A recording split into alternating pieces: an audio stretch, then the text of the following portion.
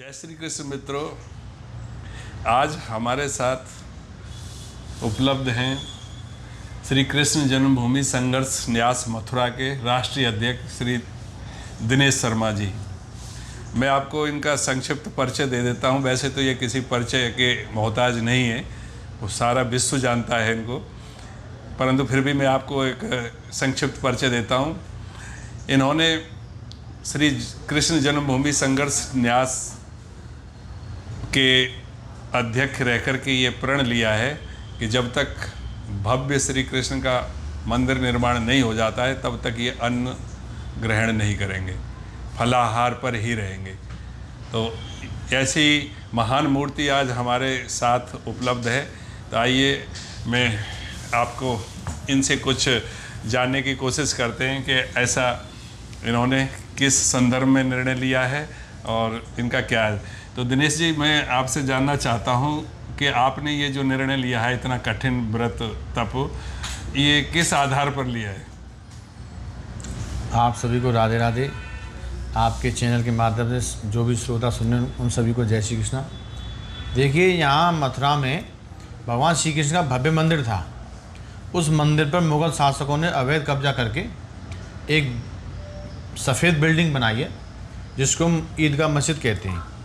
तो हमने एक संकल्प लिया था कि जब तक ये हमारे भगवान कृष्ण के मंदिर से ये अवैध कब्जा नहीं हटेगा, ये औरंगजेब के पाप की निशानी नहीं हटेगी, तब तक हम ना तो अन्न ग्रहण करेंगे और ना ही अपने पैरों में जूता चप्पल पहनेंगे। तो हमने माननीय सिविल न्यायालय मथुरा में एक केस दायर किया। उसमें हमने मांग की कि हमारे मंदिर से अवैध कब्जा हटाया जाए। तो मथुरा कोर्ट से लड़ाई लड़ते लड़ते हम अब हाई कोर्ट इलाहाबाद पहुँच गए। इलाहाबाद हाई कोर्ट ने उस मस्जिद के सर्वे का ऑर्डर कर दिया था, लेकिन माननीय सुप्रीम कोर्ट ने उस पर स्टे कर दिया। तो दोबारा माननीय इलाहाबाद हाई कोर्ट में बहस चल रही है और 8-10 दिन में फैसला आने वाला है। हमें पूरा विश्वास है क्योंकि न्यायालय सबूतों के आधार पर फैसला देती है। पानी का बिल, बिजली का बिल, खसरा खतौनी में नाम, पुरानी खेवट में नाम, रेलवे का मुआवजा, नगर निगम का असिस्टमेंट, ये सारे सबूत श्री कृष्ण जन्मभूमि मंदिर ट्रस्ट के नाम है। उनके पास तो बिजली का बिल भी नहीं है जिससे वो ये कह सकें कि ये अल्लाह का घर है। हमारे पास सारे साक्ष्य मौजूद हैं क्योंकि न्यायालय सबूतों के आधार पर फैसला देगी। फैसला हिंदुओं के हक में आएगा क्योंकि मुग़ल शासकों ने हमेशा अवैध कब्जा करके हमारे मंदिर को तोड़ करके ये मस्जिद बनाई है। तो हमें पूरा विश्वास है न्यायालय पर और संविधान पर, जीत हिंदुओं की होगी। तो ये जो आपने फैसला लिया कि मैं अभी अन्न नहीं ग्रहण करूँगा जब तक ये बनेगा, ये आपको प्रेरणा कहाँ से मिली? देखिए, एक संत हैं हमारे वृंदावन में, प्रेमानंदी महाराज। तो वो राधे रानी के परम भक्त हैं।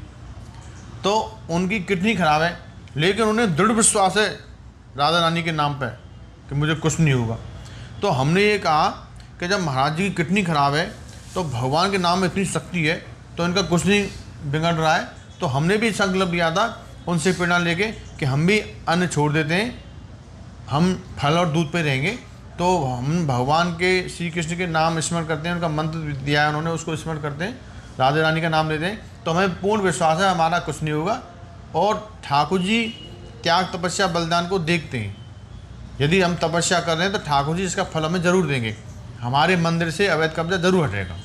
बहुत बहुत धन्यवाद, आपके इतने उच्च विचार हैं। मैं अगला प्रश्न आपसे यह करना चाहूँगा कि कोर्ट की लड़ाई जैसा हम 500 साल से इसकी लड़ रहे थे भगवान रामचंद्र जी की, अब आकर के वो भव्य मंदिर का निर्माण हुआ है, कहीं इतना ही लंबा इसमें तो नहीं खिंच जाएगा? इसमें लंबा समय इसलिए नहीं लगेगा कि उस समय कांग्रेस की सरकार थी। तो कांग्रेस कभी नहीं चाहती कि हिंदुओं के मंदिर आज़ाद हों। कांग्रेस ने तो बरसे एक्ट 1991 में ऐसा बना दिया पूजा उपासना नियम कि उस कानून के तहत जितने भी हिंदुओं के धार्मिक स्थल हैं उन सब पर एक तरह से स्टे कर दिया। लेकिन अब भाजपा सरकार है तो माहौल चेंज हुआ है। माहौल चेंज हुआ है तो न्यायालय को भी फैसला देने में आसानी हो रही है। पहले तो न्यायालय पर दबाव डालते थे ये कांग्रेसी, ये षड्यंत्र करते थे, लेकिन अब न्यायालय स्वतंत्र रूप से फैसला दे रही है और न्यायालय में सुनवाई हर तीसरे दिन होती है। तो इसमें फैसला जल्द आएगा और 5 साल के अंदर अंदर फैसला हो जाएगा। लेकिन इसमें ये बरसिप एक्ट बीच में अड़ा रहा है क्योंकि राम जन्मभूमि का जो उसका तो अलग छोड़ रखा था इस एक्ट में कि उसको छोड़ करके बाकी सब जगह पे ये वर्शिप एक्ट लागू होगा। तो वर्शिप एक्ट लागू होते हुए ही उसमें कोई भी ढांचे में किसी भी तरह का परिवर्तन उस कानून के हिसाब से, जो कि एक तरह से मेरे हिसाब से तो अवैध ही है वो, तो उसमें फिर किस तरह से आप न्याय की लड़ाई लड़ेंगे? देखिए, हमने आधार बनाया है ज्ञान व्यापी मस्जिद को। जब ज्ञान व्यापी मस्जिद में सर्वे का ऑर्डर हो गया तो मथुरा में भी वही स्थिति है।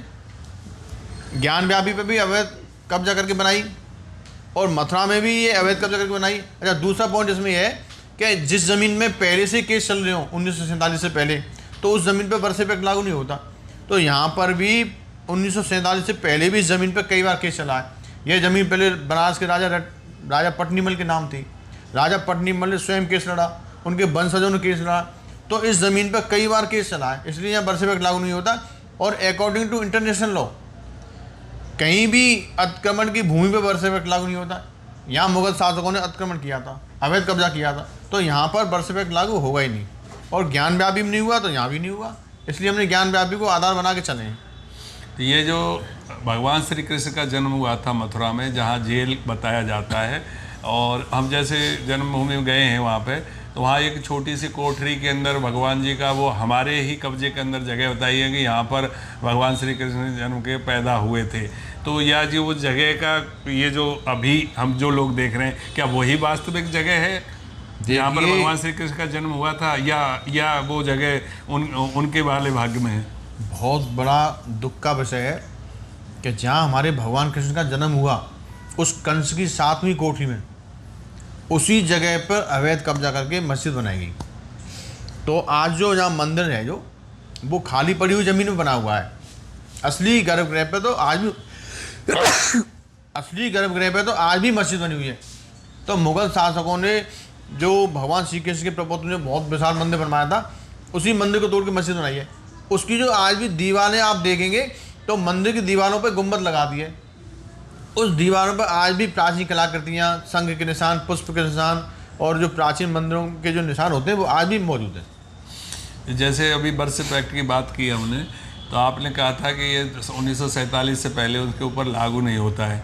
दूसरी बात, वर्शिप एक्ट में एक बात और ये भी है कि जैसे इन्होंने कहा कि आपने कहा कि सर्वे का ऑर्डर लागू हो गया। वर्शिप एक्ट में सर्वे के लिए तो कहीं मना नहीं लिखा है, वहाँ पर केवल ढांचा परिवर्तन के लिए कहा है। और आपने कहा कि जैसे ज्ञान व्यापी पे सर्वे हो गया, तो सर्वे तो वो कहीं पे ऑर्डर कर देंगे, लेकिन जहाँ ढांचा परिवर्तन वाली बात आएगी तब तो ये वर्शिप एक्ट आड़े आएगा। देखिए, मुस्लिम पक्ष ने मांग की थी कि ये मुकदमे चलने योग्य नहीं है, तो वर्शिप एक्ट पर ही 2 महीने लगातार बहस चली हाई कोर्ट में। तो उसका फैसला 8-10 दिन में आने वाला है। बहस हिंदू पक्ष और मुस्लिम पक्ष की पूरी हो चुकी है। उनके अधिवक्ताओं ने, सुप्रीम कोर्ट तक के अधिवक्ताओं ने बहस की है इसमें, मुस्लिम पक्ष की तरफ से और हिंदू पक्ष की तरफ से सभी अधिवक्ताओं की बहस पूरी हो चुकी है। इसमें 18 केस चल रहे हैं। तो अब 8 या 10 दिन में या 15 दिन में फैसला आने वाला है, क्योंकि फैसला रिजर्व रखा हुआ है कोर्ट में। जिस दिन फैसला आ जाए उसी दिन स्वागत है फैसले का। अच्छा, दूसरा ये है कि मुस्लिम पक्ष ने, हमने बिजली की शिकायत की तो मुस्लिम पक्ष की बिजली चोरी पकड़ी गई, क्योंकि उन पर कोई कागज़ नहीं है, तो बिजली कनेक्शन बिना कागज़ होते नहीं है, तो उन पर बिजली विभाग ने 3 लाख का जुर्माना किया। तो इससे साफ साफ स्पष्ट होता है कि ये ईदगाह पक्ष के लोग अवैध कब्जा कर रखा है। एक RTI के तहत हमने जवाब मांगा था हमारे हिंदू पक्षकार ने, तो उसमें स्पष्ट लिखा था पुरातत्व विभाग के अधिकारियों ने कि जिस समय अंग्रेजों की सरकार थी तो उनके गजट में स्पष्ट लिखा हुआ है कि मंदिर को तोड़ करके मस्जिद बनाई। तो वो भी हमने सबूत के आधार पर न्यायालय में पेश किया है, क्योंकि पुरातत्व विभाग एक सरकारी एजेंसी है। जब सरकारी के अधिकारी कह रहे हैं और अंग्रेज़ों के गजट को उन्होंने आधार बनाया है उस समय जो अंग्रेजों की सरकार थी, तो ये सारे सबूत न्यायालय में जमा है और न्यायालय सबूतों के आधार पर फैसला देगी। मुस्लिम पक्ष के पास कोई भी ऐसा सबूत नहीं है जिससे वो ये कह सकें कि यहाँ मस्जिद पहले बनी है। जी, एक आपके लिए एक टेढ़ा प्रश्न है जी कि ये जन्मभूमि के जो मुख्य पक्षकार के रूप में जो आप आए हैं, तो ये पक्षकार आपको किस तरह से आप इसके मुख्य पक्षकार बने? क्योंकि वो ज़मीन आपकी नहीं है, वो ज़मीन आपके पुरखों की नहीं है, लेकिन आप उसके पक्षकार करके केस के अंदर डाला है, तो ये कैसे? देखिए, ऐसा था कि भगवान कृष्ण यहाँ बाल स्वरूप में, और हम ब्रजवासी हैं, हम भक्त हैं भगवान कृष्ण के, तो एक भक्त को अधिकार होता है अपने इष्ट देव। लाडले की, अपने इष्ट देव की, अपने आराध्य के मुकदमा लड़ने का अधिकार होता है। तो उसी अधिकार के तहत हम इस लड़ाई को लड़ रहे हैं।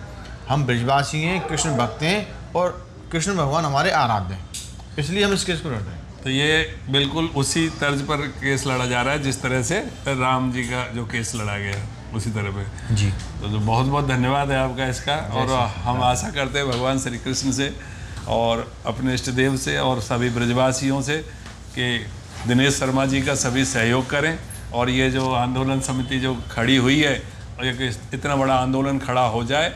और हम सब लोग ये देखिए कितना कानून का आदर करके ही ये जो है इस संघर्ष समिति को खड़ा किया है।